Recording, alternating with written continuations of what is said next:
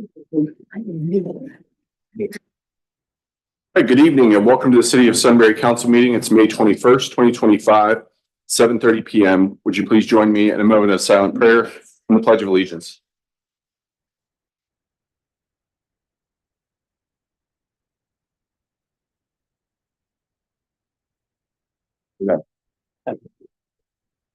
Pledge allegiance to the flag of the United States of America and to the republic for which it stands, one nation, under God, indivisible, with liberty and justice for all.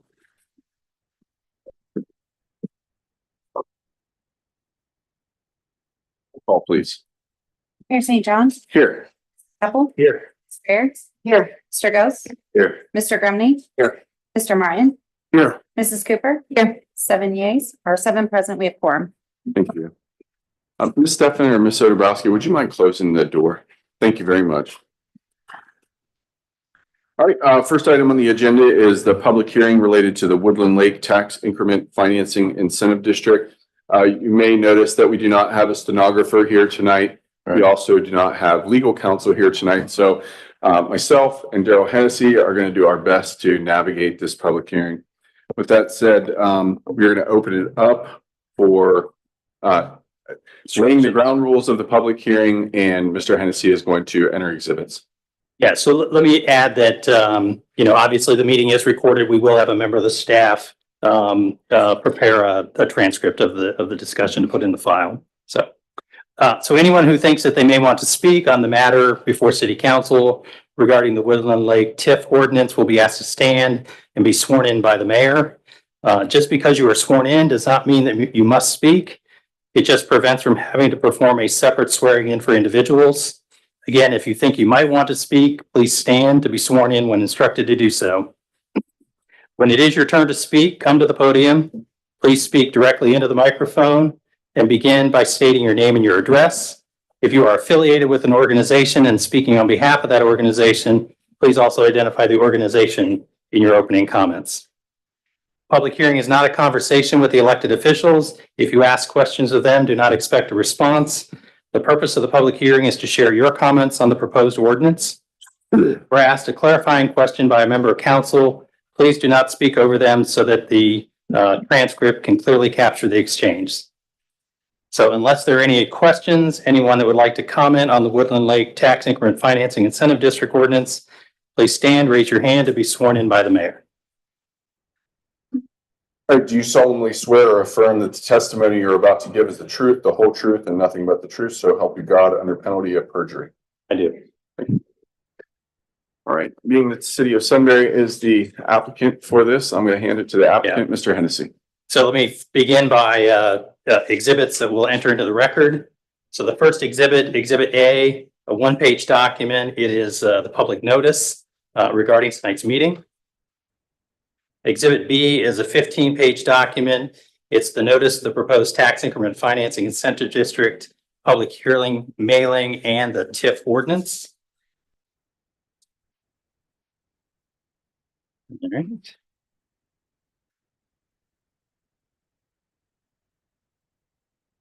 Exhibit C is a one-page document. It's proof of mailing.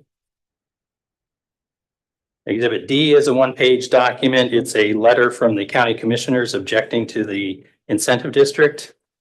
And finally, Exhibit E, a one-page document, an email from the BSTNG Fire District regarding their concerns about the incentive district. So would like to enter those into the record. Got it. Thank you. All right, are there any members from the public that wish to speak related to this public hearing? None were sworn in. Thank you. All right, Mr. Hennessy, it is back to you, sir. All right. So the subject of tonight's public hearing is to consider an ordinance to create a tax increment financing incentive district in support of the Woodland Lake project and for the construction of an extension to Four Winds Drive. As a reminder, the Woodland Lake project is a mixed-use development located on land annexed into the city on October 16th, 2024, located west of I-71, south of US 36, east of 3Bs and a K, and just north of what will eventually be the Sunbury Parkway. On January 8th, 2025, council approved planned residence and a planned commercial zoning districts for the property to allow for an assortment of residential and commercial uses. In order to develop the site, certain infrastructure improvements are needed, primarily the extension of Four Winds Drive from its current terminus near the Cracker Barrel to the north and extending to the south end of the Woodland Lake project site. Council has the authority to declare improvements to real property to be a public purpose, exempt the improvements from real property taxation, and require the owners of the real property to make service payments in lieu of taxes in an amount equal to such exempted taxes. That is what this ordinance will do for a term of 30 years and at a rate of 100%. It is important to note that the ordinance references the creation of 2 incentive districts because the original parcel has now been split into 2, and both owners are contributing to this project by making real property improvements that will contribute to the financing of the public infrastructure improvements. It is also important to note that a tax incentive district is different. A tax incentive district is different than the typical commercial TIFs that council has approved in the past because it is necessary when the exempted property includes real improvements that are taxed as residential structures, which is the case, which applies in this particular case. In addition to commercial improvements on the southern edge of the site, it will also include approximately 450 for-rent, single-story ranch-style homes and 3-story walk-up apartments. The extension of the Four Winds Drive represents an important infrastructure improvement as it will complement or as it will complete an important north-south connection between the future parkway and 3637, and it will facilitate the development of additional commercial land to the north of the Woodland Lake project that has been stalled in recent years. As for financing and constructing the project, the developer, in this case Wilcox Communities, is working with the Delaware County Finance Authority to secure funds to build the road and will be reimbursed with TIF revenues generated by the improvements in the incentive district. After the financing is paid off, any future TIF proceeds from the project will be used to support other important infrastructure in and around that area. So finally, included in your packet are 2 responses from important public partners regarding the creation of the TIF incentive district and the use of the service payments. The first is from the Delaware County Commissioners, which objects to the creation of a TIF incentive district for more than 10 years. The resolution also directs the county administrator to negotiate a compensation agreement with the city, and talks have already begun about ensuring that the agreement directs all TIF proceeds to the construction of the Four Winds Drive, which as previously stated is a shared priority for the funds. And the second document in your packet is an email that I received earlier today from the BST&G Fire District asking if they could be excluded from the exemption. State law concerning an incentive district currently includes protections for a number of levy agencies, but I have confirmed with our outside counsel that the fire district is not one of them. Assuming it is council's desire, I will reach out to the fire district to gain a better understanding of their needs and work to determine if there is a mutually acceptable agreement to be reached. With that, thank you. Thank you. Any questions from council?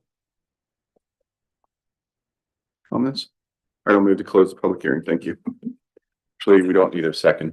I believe we can I can close that. Thank you. All right, next item on the agenda, minutes, May 7th, 2025. Looking for a motion to approve. Motion to approve. A motion by Mr. Grumney, Second. second by Ms. Dreyer. Discussion. Roll call.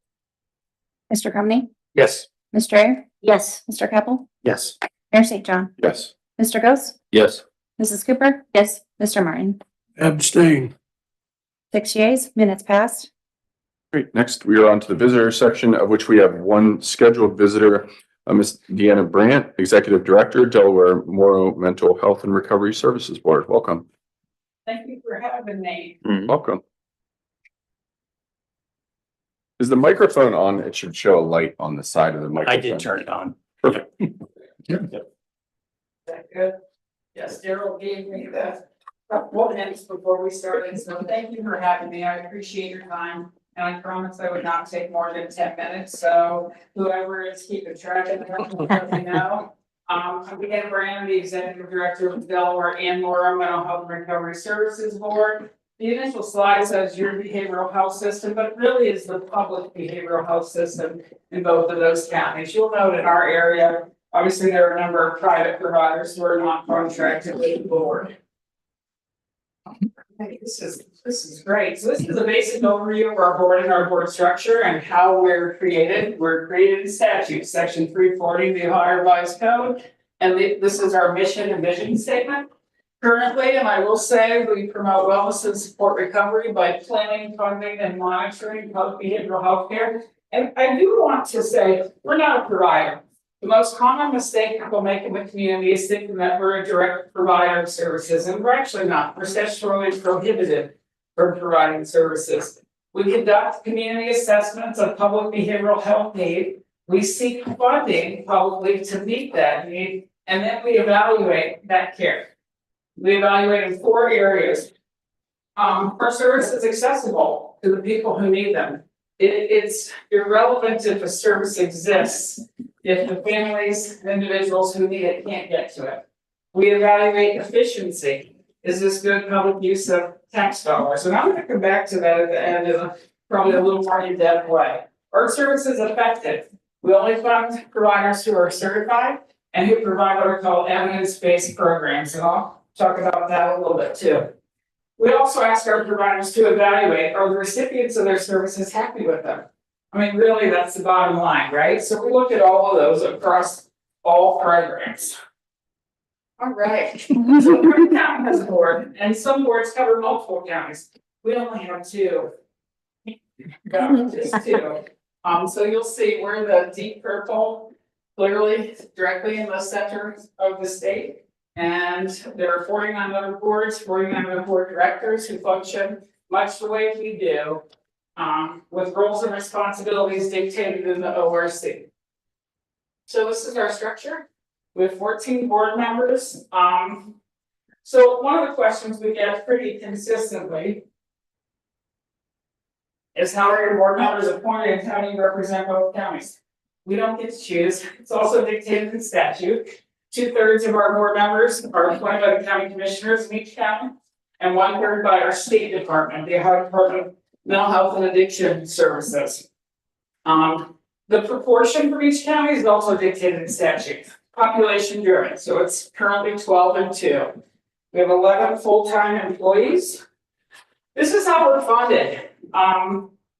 You know, there are systems in which the fact that a taxing authority is levy funded is not focused on. I'm completely transparent about this. I come out of the gate and talk about where our funding comes from. These are the 3 general categories. Local, we have a property tax levy, 5 years, 1.5 mils. It was last on the ballot in 2021. We'll be back in 2026. Through the state, but not directly to us. State revenue goes to our state department, and then a small portion of that comes to us as a board. And then we apply for every single dollar that's not local that you could possibly imagine to decrease local tax burden. And this is what we have: federal block and SOS grants. I generally talk a little bit about local need, but I'm not sure that I need to. I think in our stigma reducing environment, it's pretty obvious that everyone at one point or another in their life needs help. And this is the system that, regardless of your ability to pay for the service, can provide that help. And the first bullet point talks about folks diagnosed with a mental illness. And I'm going to stress here, our system is not designed just for people with a diagnosed mental illness. It's designed for people who are in distress. And I will look around this room and say, I'm a person with lived experience. Distress is a function of the human condition, and your ability to access care when you're in distress should not depend upon your bank account. And our board makes that possible. You keep going. Believe it or not, the Ohio Revised Code also tells us all the services that we have to fund. Now, there's one caveat to this. It has a 2-word phrase that you would say to yourself, not all of this exists in Delaware and Morrow counties. That's true. That 2-word phrase is resources allowing. You have to have the funds to fund the programs. all of our providers, and I'm gonna talk through each one briefly. They're all 501c3s, they're all not-for-profits, they're all certified by our State Department. We also have 70 smaller, what I'll call community partnerships, where we fund a position or a service that's a niche, like in a jail, or in a court, or in a school. Keep going. Briefly, Delmore Dwellings, supportive and permanent supportive housing for adults with severe mental illness who would not be stably housed otherwise. Helpline, your local provider of 988 hotline services, sexual assault response, and your 24-hour crisis hotline. Mary Haven, substance use treatment, mental health treatment across the lifespan for people in both counties. NAMI Mid-Ohio, you may think to yourself, NAMI is about education, increasing awareness about folks with mental illness, and it is. But when a family experiences a mental health issue for the first time, how do you get good at something? You practice it. How in the world do you practice? My kid went to college and came back a different person, not able to cope. Well, NAMI is the practice. You go and meet with folks who've been through what you've been through, and you learn about what's out there. With resources in a system comes complexity. We expect folks to know how to navigate this without somebody walking them through it. NAMI walks you through it. Safe Harbor, peer support services, people with lived experience who can come show you the way forward. Southeast Healthcare, what we stereotypically often think of in a public behavioral health system. Southeast Healthcare is a provider for adults with serious mental illness. All services that can keep them stable and safe in the community. Centero focused on children, youth, and young adults. That's a specialty, right? But not all clinicians can provide that level of care with that competency, and that's all they do here. Turning Point, shelter and support services for victims of family violence. I'm the most proud of these three because they've been here, came here since I started. Big brothers, big sisters, youth mentoring. We all know that even in good families, good, healthy, loving parents have kids who struggle. And the research is very clear. If they have one adult to talk to who's stable and safe and not in their family, the outcomes are much better for them later in life. Cornerstone, the experience of death by suicide, homicide, overdose, they'll come to you and help you through that with support services for up to a year. And last is PASS, last but not least, school-based prevention services. And I will tell you, in our world, prevention services are sometimes the hardest to justify allocations for. And I encourage you to look at the research about what $1 put into prevention saves us down the road. And I only have 10 minutes, so I'll send that to you. I want to focus briefly on 988. If you're not already aware of it. It's a 3-digit psychiatric emergency hotline number created in federal statute 5 years ago, rolled out 2 years ago, and we got very fortunate. Our local crisis hotline got the contract, so they cover our area in a way that really was similar to what they were already doing. My crisis right move. Levels of care. The only reason I point this out is not to go into the clinical details about how behavioral health care is structured. It's to say that this is where we're going. When we talk about behavioral health care being like healthcare, for us, these are the levels. And then urgent care or primary care. And there are timelines associated with the provision of care in each of those models. And I say that because behavioral health care is behind the curve in that. Right? We're starting to catch up to what the physical healthcare folks, the medical system, has known for decades. That if you don't have all of those levels of care, people struggle and services don't meet their need. This is where we're going. Services within an hour, within a day, within 7 calendar days at the outside. Well, what are our challenges? I could just start with workforce, and then I would follow with workforce. And third, workforce. We're a unique system. Because our providers, as not-for-profits, provide a unit of care and get reimbursed at a fixed rate. That rate is set by a third-party payer. So when the cost to provide the service exceeds that rate, and yet you're contracted to provide it, you operate at a loss. That's not a sustainable model. It just isn't. And the one biggest part of a budget that they can have impact on is personnel.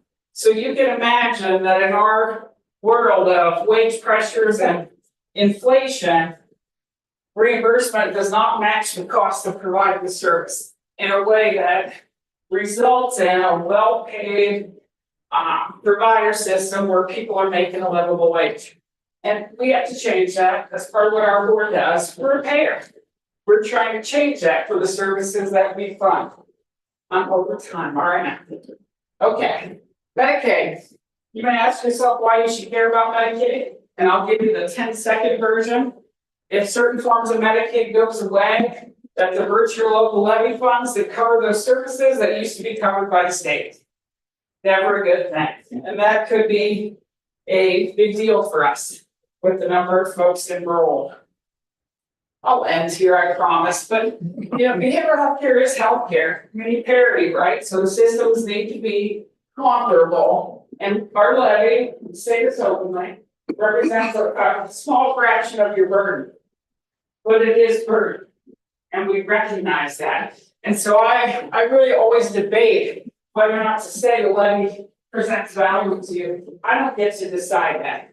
You do. Every single time you go to the ballot box, you get to decide is the value of the service that is afforded in this community, does it exceed the tax burden that's represented in that levy? I'm gonna say this, do your homework and know that we operated as a board on 1 mil or less for 50 years.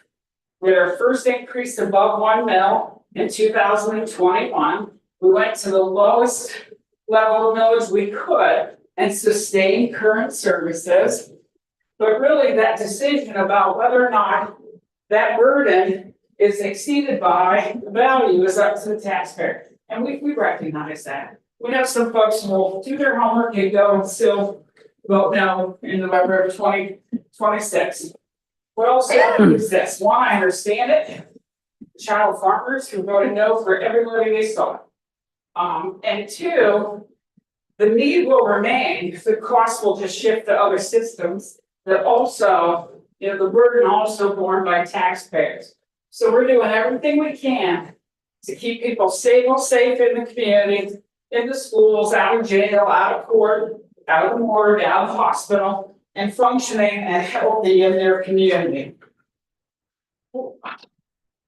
How do I do? Okay, great.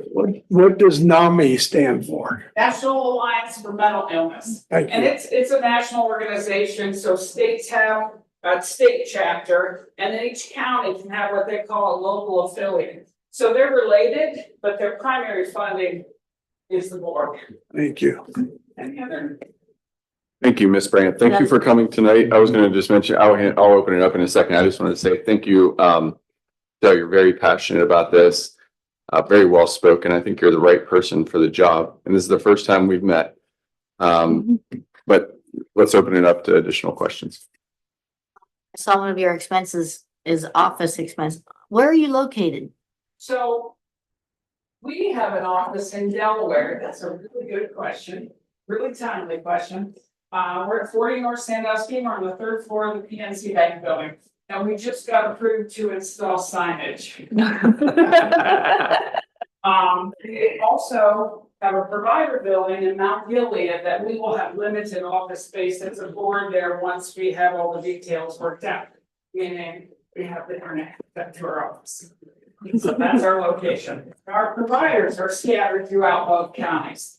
And I can show you a map of that if you choose. That's okay. My other question was, you have a pretty good provider network in your local need. Do you concentrate more on Delaware than Morrow County, or your provider network, is it equal for Morrow County and Delaware County? Of the 11 providers, they're contractually obligated to have a footprint in both counties. So they have to have a presence in Delaware and in Warren. Now, is it true that when you do a community needs assessment, certain services have a higher density? Southern Delaware families and kids. Now, that's not exclusive. It's not meant to be, there are exceptions to that, but we have to look at that. But they're required to be in both and we cover both. I'm not sure I answered your question. You are required to be in both, so the only thing this local need, it looks like it concentrates on Delaware mostly. And my concern would be Morrow County too, since you say you are Delaware and Morrow. Are all these available for Morrow County as well? Yes, they are. And some of the volume and scope of services is obviously population driven. But I will tell you, having equivalent services available in Morrow County has been a focus of mine as part of our strategic plan. We recognize that there are different challenges with accessing services here than there are in Delaware. And you will see we've done a pretty significant expansion of what we offer there since 2017. Thank you. I can send you numbers. Any other questions? I Cameron? have a quick question, comment maybe, but I feel like mental health services communities have been underserved for a long time just because of, we see the commercials about stigma and all that stuff. I still think it continues to remain a huge problem. And I think access to the proper care is difficult for many, not sure where to turn to, where to go. And in complete honesty, I didn't know these services existed. So I'm not sure if other residents understand they exist. So I guess my question is, what can the city do to help promote what you do? And, in my mind, I don't know the answer to this, but do you currently participate, like if we have a 4th of July, like to set up a booth or go to schools or, Chamber of Presidents. okay. This is a business, right? Yeah, right. Right. For this calendar year. Because I think these services are great, because I do think people get in these crises and they're not sure what to do. And sometimes the paths they take doesn't lead to a solution, it leads to a roadblock.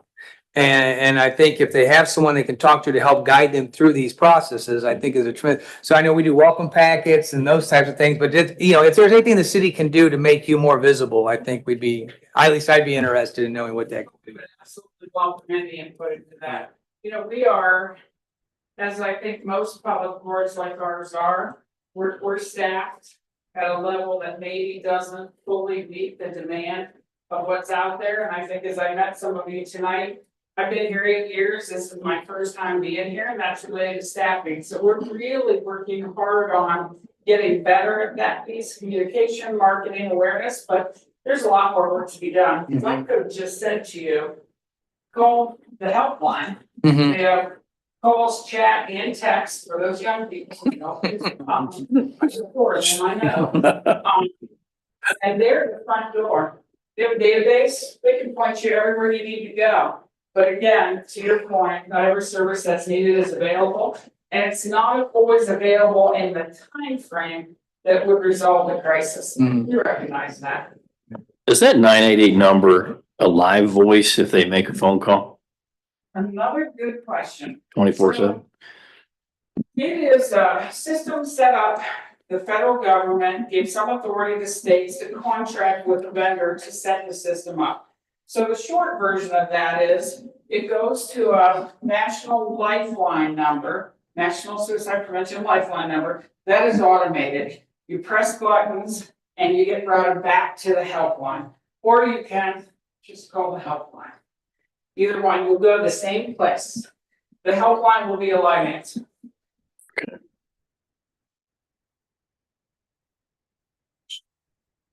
Very helpful. Maybe we can invite you back in 6 months or I would so. love to. That'd be great. Thanks for all you Thank do. you. Thanks for Thank you. all you do. Next item on the agenda is opening it up for any visitors that wish to speak with City Council. Right. Next, we are on to committee reports. Ms. Dreher? I have none. Yes, I do. Thank you, Mayor. We had a finance committee meeting this evening. Very efficient. Ms. Stefan ran another very organized meeting. We talked about wage and salary ordinance update. really, there's no effect to the budget. It's more title changes that we were speaking about. So again, the budget remains the same. And then we just covered our typical quarterly investment review, year-to-date comparison reports, and bank to book reconciliation. Everything looks good. We are getting a $71,000 return from Rita due to admin expenses coming back to us from Rita that were not used. Again, we reviewed expenses and revenues, and everything looks good. And I talked to Ms. Stefan a little bit afterwards, and I just assured her, and I hopefully the committee feels the same, that the information we're receiving is definitely sufficient. It certainly gives us the high level we need. If there's any specifics, we can always ask, but I think that the format's presented and is done very well and keeps us informed on what we need to know as a council. So thank you for doing that. Mr. Capel? Nothing tonight. Mrs. Cooper? Yes, we had an events committee meeting on May 15th and we discussed the 4th of July a little bit. It's going to look very similar to the years past. The parade route is going to be the same. We are going to have the fireworks are going to be at the middle school, just like years past. And this year, a little bit different is they're gonna start the events at the middle school a little bit earlier. I want to say 4 o'clock. And there's going to be food trucks and a glow light party. Daryl was particularly excited about that. And so there's going to be a lot going on at the middle school. It's going to start a little bit earlier. So the parade route's going to be the same. We had quite a few visitors this time. It was kind of cool. There's this project and Mr. Hennessy has brought it to your attention already a little bit, but I'm going to explain it a little bit more because I think you all will find it very cool. It's a collaboration with the Delaware Parks Committee, the DAR, and the Veteran Services. Yeah, Veteran So Services Commission. they're working all in Sunbury, are all working together, and they're going to have these memorial projects for soldiers who died during the Revolutionary War that are from Delaware County that do not have a marked grave. There's going to be 3 different memorials, one in Powell, one in Delaware, one in Sunbury.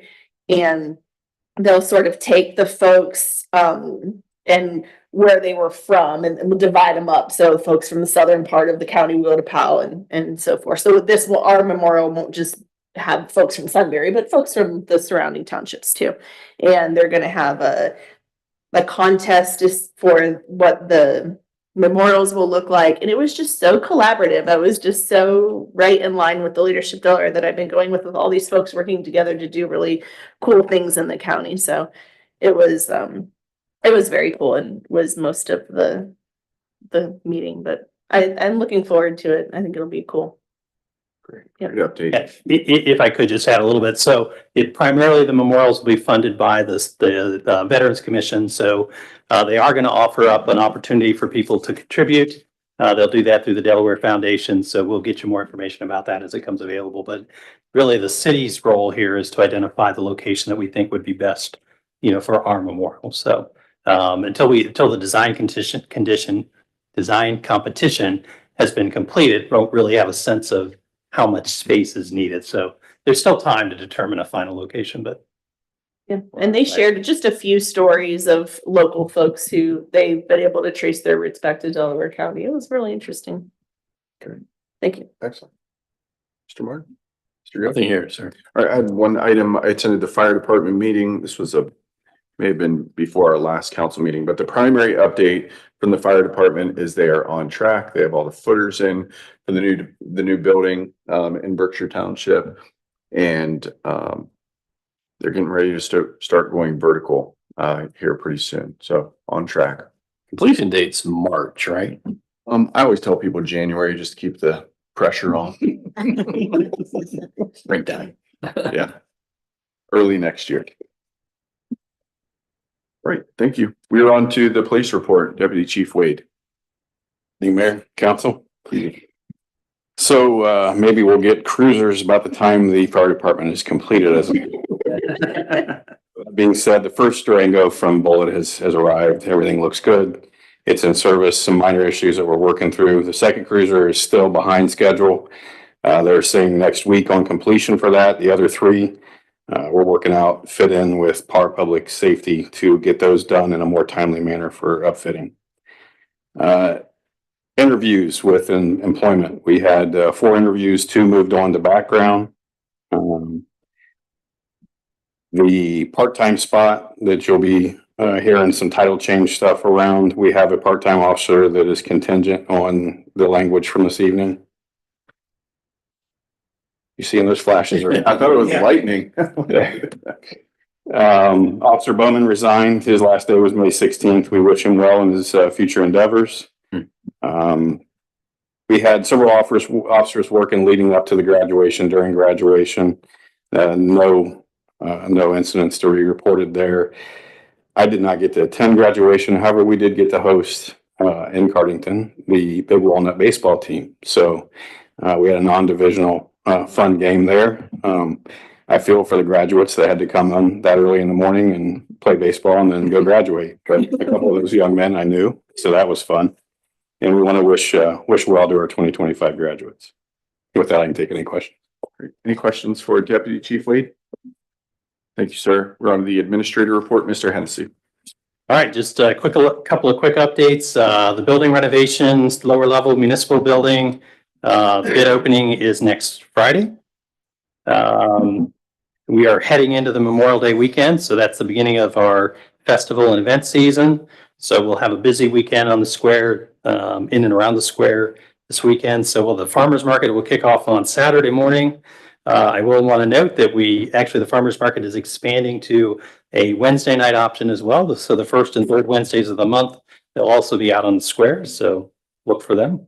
The Big Walnut Band Boosters will do their traditional antique vendor truck festival on the square on Monday. And then also the veterans will be doing their memorial service at J.R. Smith Park and then proceeding down Cherry Street to the Fallen Heroes Memorial and the Sunbury Memorial Park Cemetery. So a lot going on the square, in and around the square this weekend. And then just finally on the Big Walnut middle school day of service.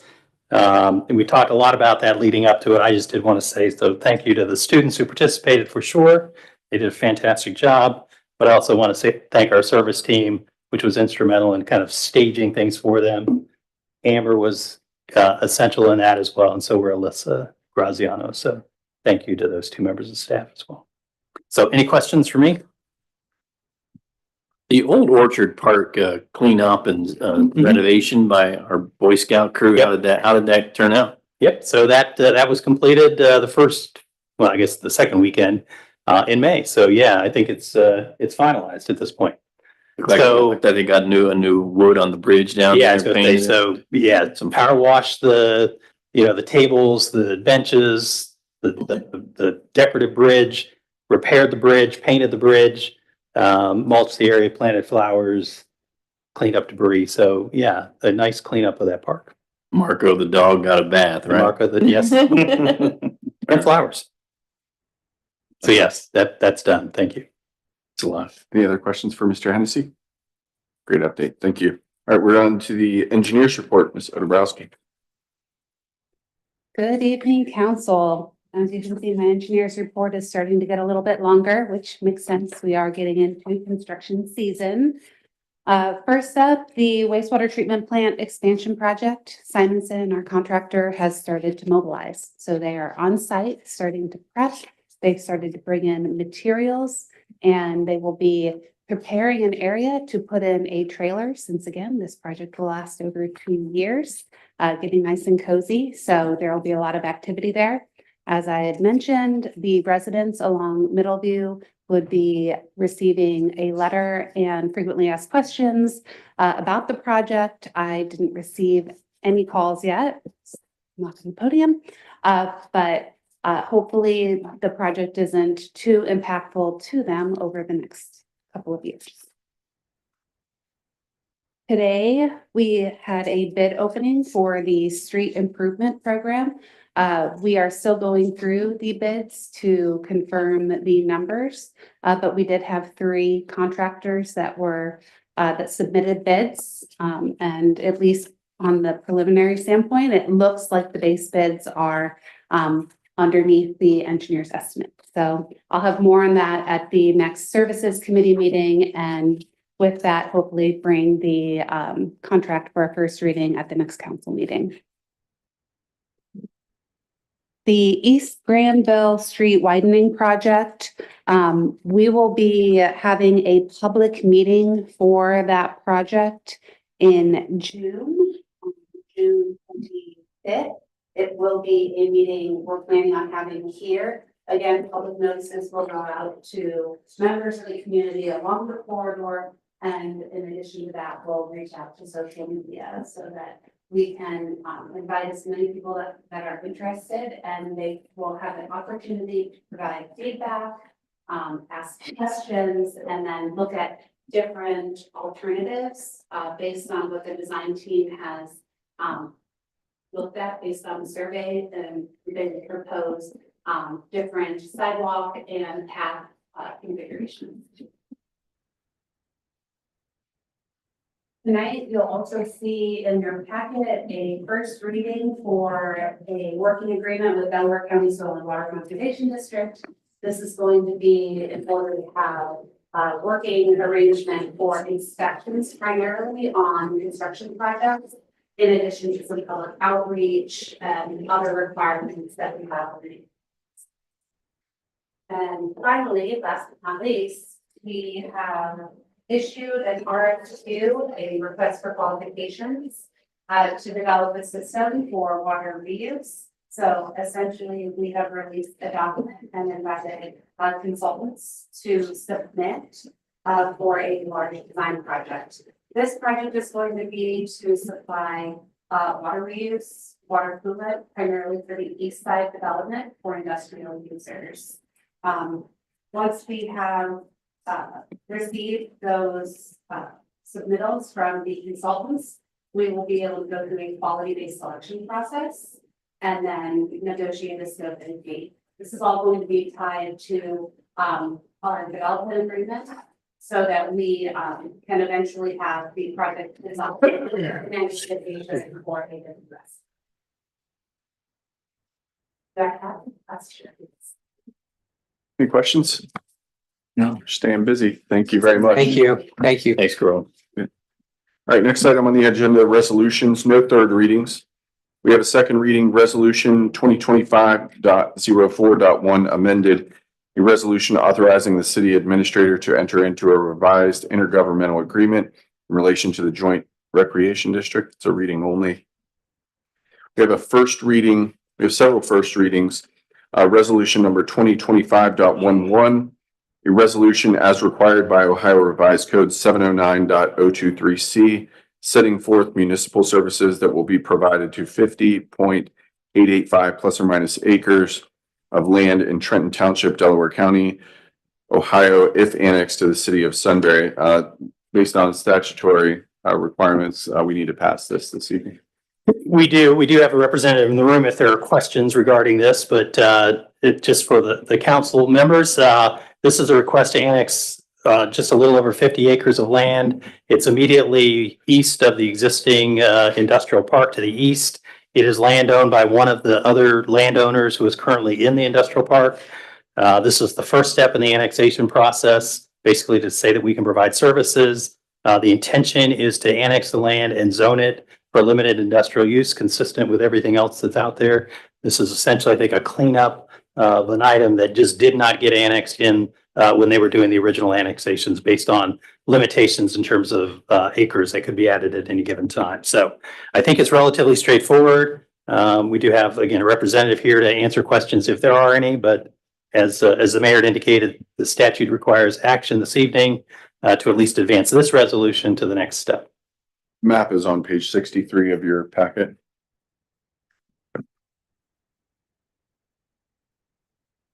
Are there any questions for the applicant or Mr. Hennessy? All right, we're looking for a motion on this. So moved. We got a motion by Mr. Grumney. I'll second. We need a motion to And the roll. Yeah, rules first. Yeah. First need to suspend the rules. Sorry. A about motion to that. suspend the rules by Mr. Grumney. Got it? Second. A second and a third by Ms. Dreyer. Mr. Gibbs, I'll give it to Ms. Dreyer. Discussion? Roll call. Mr. Grumney, Yes. Ms. Dreyer, Yes. Mr. Keppel, Yes. Mayor St. John, Yes. Mr. Ghost, Yes. Mrs. Cooper. Yes. Mr. Martin. Yes.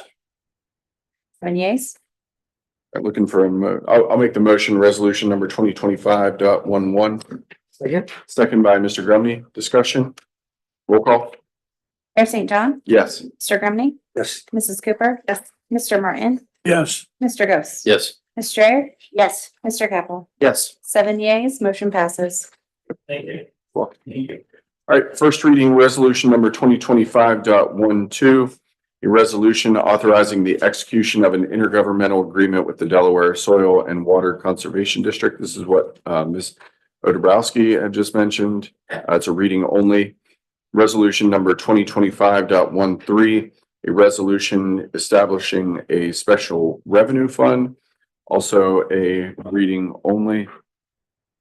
We're on to ordinances, third readings. Ordinance number 2025.16, an ordinance amending Sunbury Codified Ordinance 351.16 to prohibit parking along sections of Otis Street from Harrison Street to Sedgwick Avenue. What I wanted to mention is this was originally considered and put on as an ordinance due to feedback from one particular resident. We had the police and our planning teams do some due diligence, recommending prohibiting parking. However, over the course of this reading process and from the significant outpouring of resistance to eliminating parking and perhaps just suggesting let's take a pause and see how this pans out as we develop J.R. Smith Park and Reservoir Park. I would make a motion to postpone ordinance number 2025.16 indefinitely. I'll second. Got a second by Mr. Gose. Discussion? Roll call. Before you do the roll call, for those people who are here concerned with this won't just pop up at another meeting. If it's been tabled indefinitely, it'll have to be announced if it's gonna come up again or something. We're not just trying to keep you out of the room and so we can vote on this one or anybody else in the room. It's just, we want to go through a process and we want to table it and keep it on the table till we find a better solution to what we think the issue is. Sorry. Thank you for clarifying. It will not show up on an agenda going forward. Right. Roll call.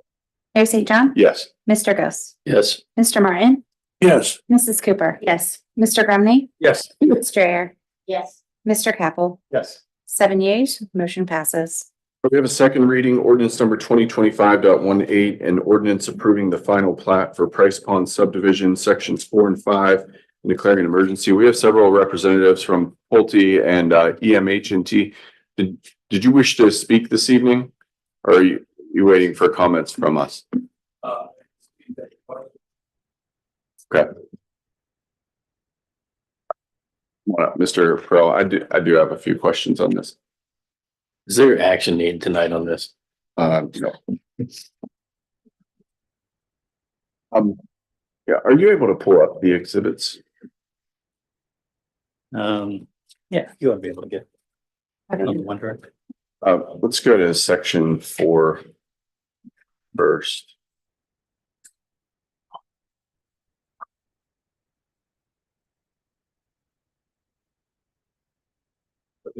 Yeah, let's start with 4. I'll have to narrate a little bit. Just try to scroll down a little bit. Fairly small, but that'll work. We can zoom in. Okay. Session. So and I'll just lay out a couple of concerns that I've heard and have seen. In general, I'll summarize that the number of lots between section 4 and 5 from what was approved in zoning versus what is being proposed here have not changed. The density has not changed. The number of acres has not changed. There's been some lot shifting and some, I would say, from the developer's perspective, like as you go through engineering, you're optimizing the way the streets and stormwater function in detention. One of the main concerns that I have is related to the tree clearing. And so there was a request from the developer, I'll just say Pulte, to alter a trail plan that is primarily in section 5, where you're gonna have to cross water. We were proposing like connecting into the sidewalk system versus having a standalone trail. This is my version, not yours, I understand. The issue with that is trees were cleared based on an unapproved trail modification. And now we have to go through an exercise that goes back and reconciles the trees that were removed based on you thinking you were going to get an approved plan. You didn't. And now there's been over clearing of trees, and it perhaps maybe not enough trees cleared to actually put the trail where it's supposed to go. That's the problem. So I'm not trying to shame you publicly, but what are we going to do about this to move forward? I can speak somewhat to this, and hopefully Jamie close and Colby is here. I actually walked the alignment over Hopi footpath on the far east side of section 5. This is over in section 5. And we went through the path alignment. We actually went through and marked any trees that were, say, larger than 6 inches that were close to that path alignment and were worth saving. Like they weren't dead or, falling over, because there were quite a few trees like that back in that patch of woods. And in this, I can produce the survey for the engineer and for your office, but there were about 3 trees south of the cul-de-sac along that path line that doesn't mark that were large trees that were, wood trees to save, and those were saved. And a lot of, I don't think they took down many large trees along that alignment. I would want to go back and see if it was actually clear, but I can testify that in our walk, we walked through quite a few briars, and it was relatively open on that swath of path that they get cleared. And then the new alignment, obviously, that would still have to be cleared. When you say the new alignment, I just want to be clear, that's the old alignment, the approved alignment, right? Correct. Okay, thank you. All right. So the gist of it is this: between EMH&T, Pulte, our engineering staff, administration, there has to be a reconciliation of, we need to go back and do like a postmortem, what went off course, and reconcile what still needs to be cleared to achieve the path that was approved. And then, calculate any damages perhaps and what we're going to do to remediate that. I had one additional, first I'll pause on that topic. Are there any additional questions on tree clearing and trails? I have one tactical recommendation for edit. Can we go back to section 4? I am on the zoning commission. Now I'll grab the microphone so if anybody's watching online, just scroll down. Here we go. I did approve this on the planning and zoning commission, but it's not marked here, but it's the southernmost lot that backs up to Rolling Hills. I would recommend, and I would say it's a contingency for my support, to square off this lot so we don't have the triangle at the bottom, and I can point at that for you. So basically from this point down 90 degrees, you run into maintenance issues, fence issues, from an HOA perspective, because they're going to be the ones mowing this. Anytime you create this pinch point, you can end up with property owner disputes and things that don't make sense. Could you square that off? I think we could, yeah. I will note, so there is a drainage swale. You can see the drainage easement passes through here. So, that would be pretty restricted, but like I said, it's still not the property because of the vacancy concern. Right. And it's, a small enough area, I don't think it would disrupt our open space. Yeah, I'd rather square off the lot, and my recommendation is square off the lot versus, you know, the 8 to an acre impact of open space. Thank you. All right, any other questions or concerns, comments? Sounds good. So over the next couple of weeks, work closely with our staff to provide an assessment of how we move forward. Is that fair? No, Curtis spoke. Thank you very much. Thank you for coming tonight. Yeah. I appreciate it. All right, next item on the agenda is a reading ordinance number 2025.01.1 first amended and an ordinance amending the 2025 annual appropriations. First reading ordinance number 2025.02.1 first amended an ordinance amending the wage and salary structures for the city of Sunbury for the fiscal year commencing January 1st, 2025. I believe we are looking for an approval. Mr. Hennessy or Deputy Chief Wade, could you just quickly summarize the urgent So, need so to pass? we are asking, this is obviously the item we talked about in the finance committee meeting. Probably should have mentioned at that time that we would be looking for action this evening. So, if the DC could at least address the timeliness of one of the issues. So in the police report provided there under employment, it's B in the chief's report. It's regarding the realignment of the title of Officer Brooks for probation to municipal or to mayor's court.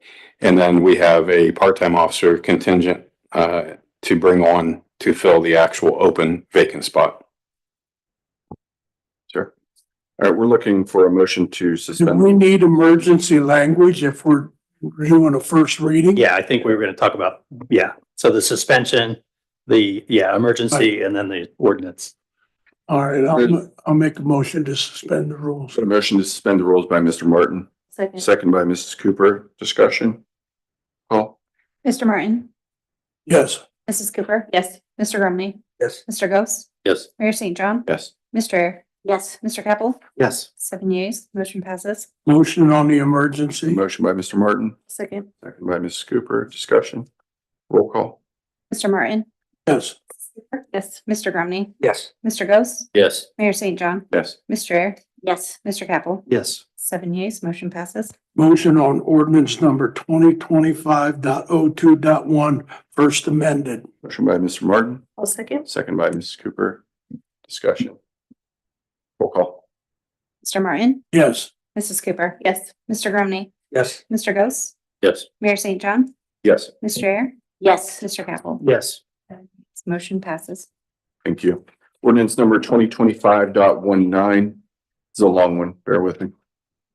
It's reading only. An ordinance creating the Woodland Lake Tax Increment Financing Incentive District, declaring improvements to the parcels within the incentive districts to be for a public purpose and exempt from real property taxation, requiring the owners of those parcels to make service payments in lieu of taxes, establishing a municipal public improvement tax increment equivalent fund for the deposit of those service payments, and specifying the public infrastructure improvements that benefit or serve parcels in the incentive districts and declaring an emergency.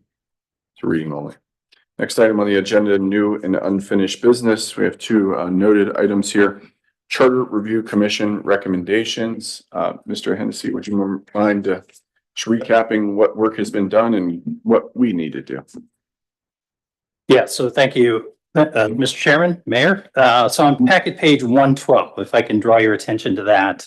On that page is a timeline of what needs to happen next. So just a little bit of background. As you know, you appointed members to a Charter Review Commission. They've been meeting since the beginning of January. They've developed recommendations for council's consideration. And at the end of the day, you goes to the voters in the form of a ballot request. So what follows page 112 is a red line version of all the changes proposed by the Charter Review Commission. When we introduce the ordinance next meeting with the first reading, we'll go through those in a little bit more detail. I just wanted to point out that The requirement of the Charter Review Committee was to have their recommendations to you by July 1st, so they've met that obligation. We have teed up then the 3 readings for the consideration of the proposed changes, starting with the June 4th meeting. We will actually run through the 3 readings and still have to hold before we actually take action. You can see on the timetable, council passage is anticipated at the council meeting on July 16th by a 5/7 vote. So, and again, there's an opportunity if you want to change the recommendations, you'll have between now and then to talk through the changes to that.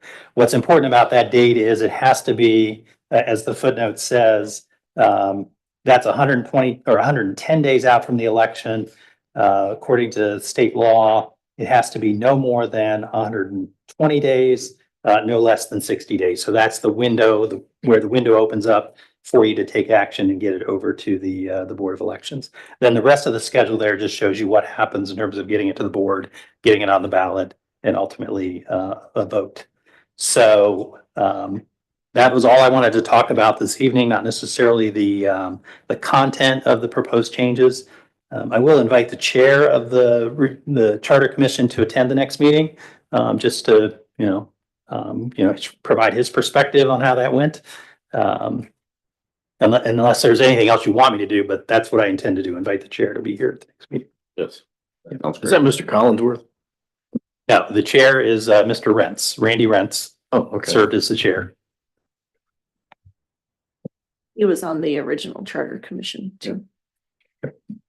Mr. MC, if there was a change that we wanted to make, what's the process for that? Is that just something that we would agree on, or that has to go back to the Charter Review? No, so that stays with you. It does not go back to the Charter Review Commission. So you can accept, amend, modify, reject the recommendations of the Review Committee. So please read through the changes. This is on the OneDrive and in your packet. And in your packet. Yep. Great, thank you. All right, next item is the vision statement and core values. Yeah, so if we think we're ready, we'd like to, get council's approval on this evening. As I said, it's reflects the discussion that we had at the strategic planning retreat earlier this year. The intention would be to, then put this into a sort of presentational form that we can, display in the city buildings. But as I've talked to the leadership team, also equally important is us to begin to maybe drive home the core values in a more explicit way with staff. I think we're looking for a motion. I would make a motion to approve, just with the minor edits of removing words like draft, modified, and any red lines. I will make that motion. Second. Second by Mr. Grumney. Discussion. Roll call. Mayor St. John, Yes. Mr. Grumney, Yes. Mrs. Cooper, Yes. Mr. Martin, Yes. Mr. Ghost, Yes. Ms. Strayer, Yes. Mr. Capel. Yes. 7 yeas, motion passes.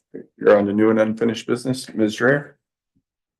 When I walk in the morning, I have noticed that the park with the Statue of Liberty, and I'm not sure if the VFW is responsibility or not, but those benches and the stone, they're really moldy. Okay.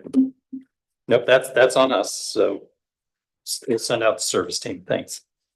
Mr. Grumney, Nope, thank you. Mr. Nothing Capel? today.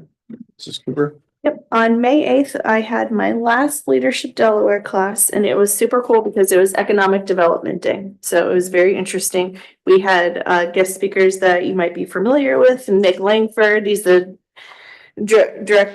Delaware Director of Economic Development, and Dana McDaniel, who is currently serving as the interim Delaware County Economic Development Director. And it was just a really cool class. And then the following Tuesday, we had graduation. Mr. Hennessy attended with me as my sponsor. And not surprisingly, I'm recommending that we send a staff member to Leadership Delaware moving forward. I don't think it has to be one of us. It could be, but I really think anybody in the police department, in our public works, in our administration, I mean, I really think anybody that works for the city of Sunbury would benefit from Leadership Delaware. I agree. So, thank you. Thank you. And thanks for sharing all of your updates. Yeah. Mhm. Thank you. I think you got a lot out of it, but we did too. Thank you. It's great. Mr. Martin. Just that with next Monday being Memorial Day, Myers Inn will be open from 9 to 3 for people who want to go in and learn about the history of the area. That's good.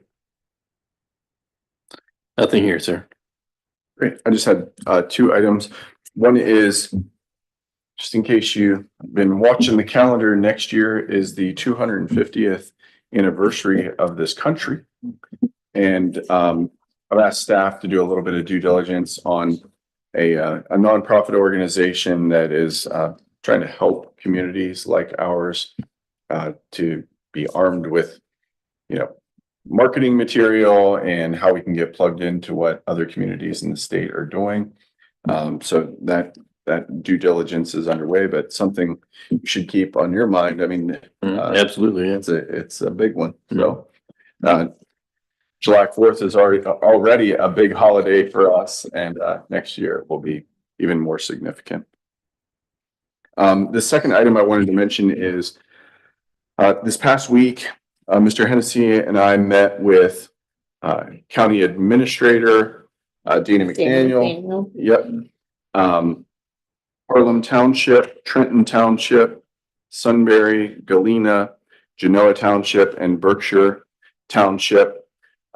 This is an effort that I believe we're going to try to kick off the Southeast Delaware County. I'm going to call it the collective, but basically, I mean, the way we spent our first meeting was very effective. The host community, Genoa Township, provided an overview, a very high level of just their most critical things that have been happening, both related to elected officials, development projects, infrastructure projects, budgets. It was very helpful. And then we had a roundtable around how can we work more closely together. And, even though each community has its own unique identity, we share in the same challenges. And it's just a good practice to openly share information with one another. And so we're going to make it a very concerted effort at doing that. We don't plan on consolidating our communities or merging or anything like that. We will always be Sunbury, but I think it's a very good step in the right direction, and looking forward to continuing our involvement there. I'll bring our lessons learned back from those sessions. And the first big one is that the city of Columbus plans to annex Hoover Reservoir. And even though it is city of Columbus property, you may not know it was not in the city of Columbus. And I don't have a whole lot of information. They're working very closely with the Genoa Township to put non-annexation provisions in place, but they are looking to annex Hoover Reservoir into the city. The entire reservoir? Yes, a portion of it, I believe, has already been annexed in. The portion that was in Mifflin, Glendon Township, the southern portion in Franklin County. So I know I've started thinking about what does that mean? I don't know yet. But I thought it was a very good first step for Genoa to even inform that broader group, understanding that we're going to share it with our constituents, and just something to keep your eye on. Okay. All right. Any other new or unfinished business? All right. I'll make a motion to adjourn. I'll second. Second by Mrs. Cooper. Discussion. Roll call. Mayor St. John, Yes. Mrs. Cooper. Yes. Mr. Martin, Yes. Mr. Grumney, Yes. Mr. Ghost, Yes. Ms. Strayer, Yes. Yes.